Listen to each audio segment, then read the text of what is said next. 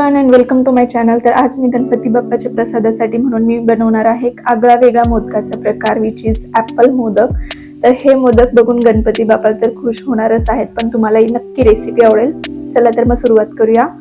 तर रेसिपीसाठी मी घेतलेली आहे अर्धी वाटी पिठी साखर घेतलेली आहे। त्याच्यानंतर मी घेतले 1 वाटी रवा, अर्धी वाटी तूप, त्याच्यानंतर नारळ घेतलेला आहे किसलेला, ड्रायफ्रुट्स घेतलेले बारीक कट करून, आणि मी ॲपल घेतलेला आहे त्याची साल काढून घेतलेली आहे, आणि आपल्याला लागणार आहे विलायची पूड। तर सर्वप्रथम मी ॲपल जो आहे तो किसून घेतेय।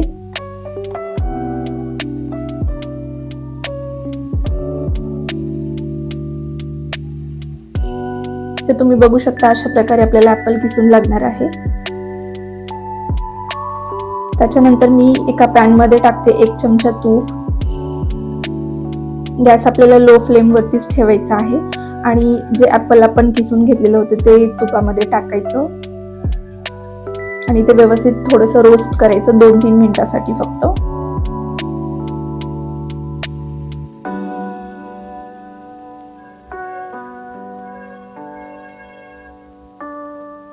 ओके, तर हे व्यवस्थित रोस्ट झालेलं आहे। तर आपण काढून घेऊया त्याला एका प्लेटमध्ये। ओके, तर सेम पॅन मध्ये मी परत एकदा 1 चमचा तूप टाकणार आहे, आणि मी टाकणार आहे 1 वाटी रवा। आपल्याला रवा ही थोडासा लालसर होईपर्यंत व्यवस्थित भाजून घ्यायचा आहे।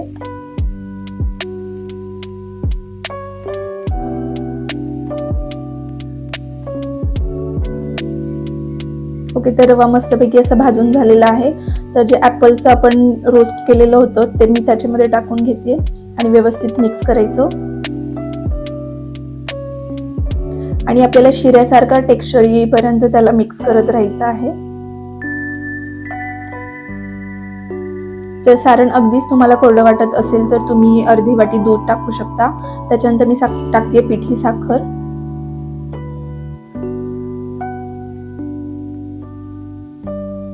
नारळाचा किस टाकते, त्याच्यानंतर मी टाकणार आहे ड्राय फ्रुट्स जे आपण कट करून घेतले होते। मी त्याच्यामध्ये बदाम आणि पिस्ता कट करून घेतलाय।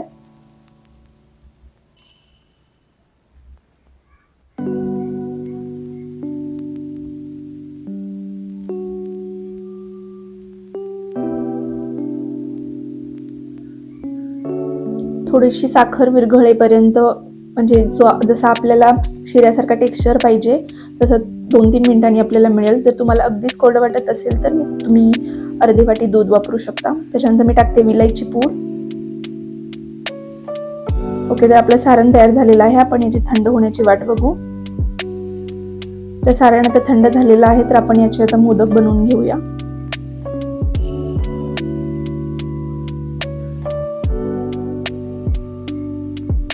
तुम्ही बघू शकता मस्त असे मोदक तयार झालेले आहेत।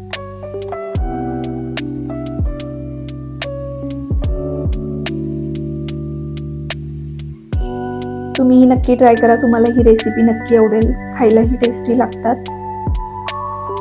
ओके, तर तयार आहेत आपले गणपती बाप्पासाठी ॲपल रवा मोदक। तुम्हाला रेसिपी किंवा व्हिडिओ आवडला असेल तर नक्की लाईक करा, शेअर करा आणि सबस्क्राईब करा।